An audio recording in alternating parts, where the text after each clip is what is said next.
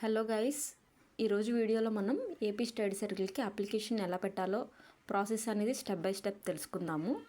ఇంకొక విషయం ఏంటంటే, ఈ అప్లికేషన్ వచ్చేసి మొబైల్లో అప్లై చేయకండి, ల్యాప్టాప్ ఆర్ సిస్టంలోనే అప్లై చేయండి. మొబైల్లో ఏమవుతుందంటే రిజిస్ట్రేషన్ వరకు అవుతుంది కానీ లాగిన్ బటన్ అయితే చూపించడం లేదు.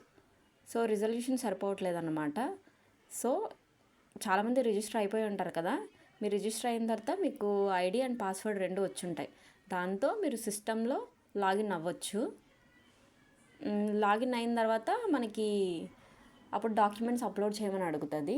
ఏమేమి డాక్యుమెంట్స్ అంటే మన ఫోటో, సిగ్నేచరు, సర్టిఫికేట్స్ వచ్చేసి caste certificate, SSC, inter and మన డిగ్రీ సర్టిఫికేట్ అడుగుతుంది.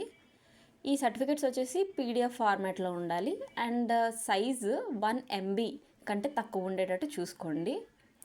మన ఫోటో, సిగ్నేచర్ వచ్చేసి ఒక 50 KB ఆ సైజులో అప్లోడ్ అవుతుందన్నమాట. ఇవి మనకు కావాల్సిన డాక్యుమెంట్స్. అండ్ ఫోటో, సిగ్నేచర్ వచ్చేసి జేపీఈజీ ఫార్మాట్లో ఉండాలి. రిమైనింగ్ డాక్యుమెంట్స్ అన్ని పీడిఎఫ్ ఫార్మాట్లో ఉండాలి. ఓకేనా? ఇప్పుడు అప్లికేషన్ ప్రాసెస్ కనుక మనం చూస్తే, గూగుల్లో ఏపీ స్టడీ సర్కిల్ అని టైప్ చేసిన తర్వాత వచ్చే ఫస్ట్ లింక్ని క్లిక్ చేయండి. క్లిక్ చేసిన వెంటనే మనకి అక్కడ registration for free UPSC coaching అని కనబడుతుంది కదా, దాన్ని క్లిక్ చేయండి. క్లిక్ చేసిన తర్వాత మీ డీటెయిల్స్ ఎంటర్ చేయండి. Aadhaar number, me full name, gender, cost, sub caste, mobile number, date of birth ఇవన్నీ ఎంటర్ చేసిన తర్వాత సబ్మిట్ కొడితే మీ మొబైల్ నెంబర్కి ఒక ఐడి, పాస్వర్డ్ రెండు ఇస్తారు. సో దాంతో బ్యాక్ వచ్చేసి గ్రీన్ కలర్లో లాగిన్ బటన్ కనిపిస్తుంది. అక్కడ లాగిన్ అవ్వండి. మీ ఐడి, పాస్వర్డ్ ఎంటర్ చేసి తర్వాత మెయిన్ సైట్ అనేది మనకి ఓపెన్ అవుతుంది. Wait a minute.